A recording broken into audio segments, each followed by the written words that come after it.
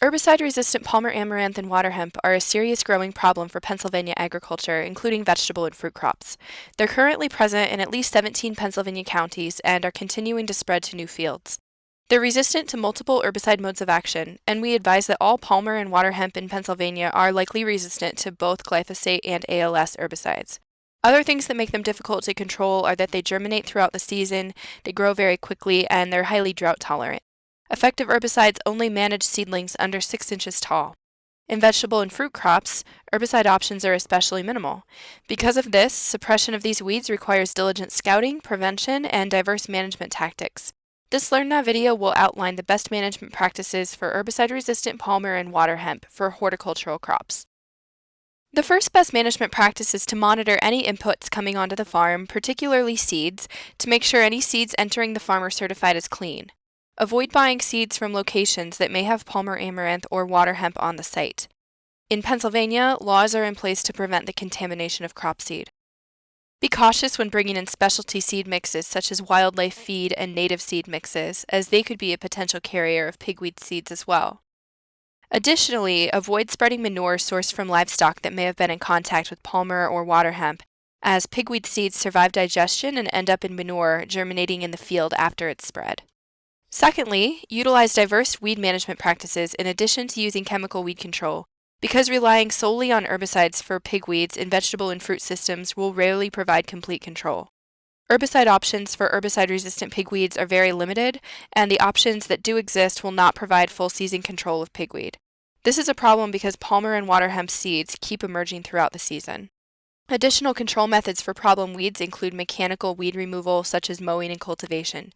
Also, cultural control practices like plasticulture and in some cases cover cropping can be used to effectively block out weeds. For more information on plasticulture and cover cropping in horticultural crops can be found on the Penn State University Extension website. When herbicides are needed to control palmer and water hemp, here is a list of soil-applied pre-herbicides and foliar-applied post-herbicides that work well on palmer, as well as some that do not provide control. You'll see this table again later in the video. Third, Palmer amaranth and water hemp become much more difficult to control as they grow larger because herbicide application is largely ineffective on plants over 6 inches tall. We highly recommend cultivating before the plants reach 3 inches in height in combination with herbicide application. 4. You can design crop rotations in a way to discourage pigweed growth and help the crop be more competitive against weeds. In Pennsylvania, pigweeds germinate starting in May and they start dropping their seed in August. So planting early season crops that are established before Palmer amaranth and water hemp emerge in the spring means that the crop can develop a canopy and healthy root system before the weeds really step in.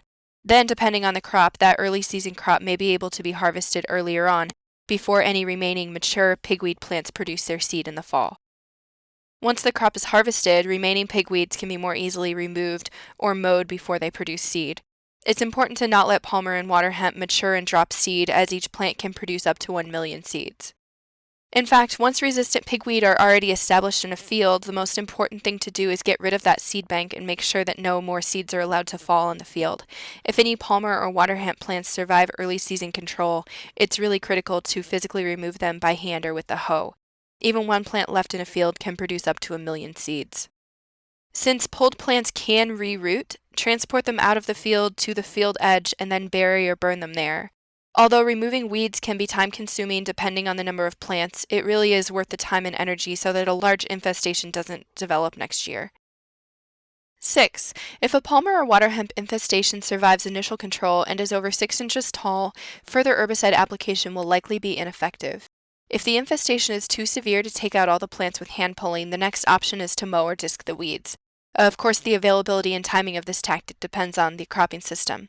In vegetable crops, mowing can and should be done after harvest to stop palmer from going to seed. Mowing is a more readily available option in cover cropped perennials like orchards and vineyards, or in vegetables with cover cropped aisles.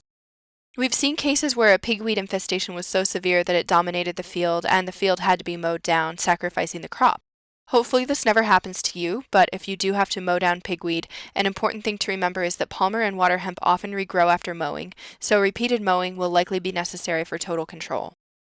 When possible, decreasing crop row spacing can decrease weed germination by reducing light to the seeds and small weed seedlings. Planting crops with canopies that develop quickly can help achieve this too. This isn't always possible in all fruit and vegetable crops, but when it is feasible, this can help optimize weed control by blocking out light to the weeds. 8. Controlling remaining Palmer and water hemp plants after harvest is complete is essential to stopping those plants from producing weed seed and halting new weed emergence. This can be done by a combination of herbicide burn down, mowing, and cultivation, depending on what's most appropriate for the specific crop, cropping system, and the specific farm. I mentioned earlier in the video that herbicide options are very limited for controlling Palmer and water hemp in horticultural crops. Even though options are limited, a burn-down herbicide application after harvest can do a lot for post-harvest control. Herbicides will only be effective on small pigweed plants, and the product depends on the crop that will be planted in the field the next year. Other control tactics will still be necessary, especially if the plants are taller than a few inches.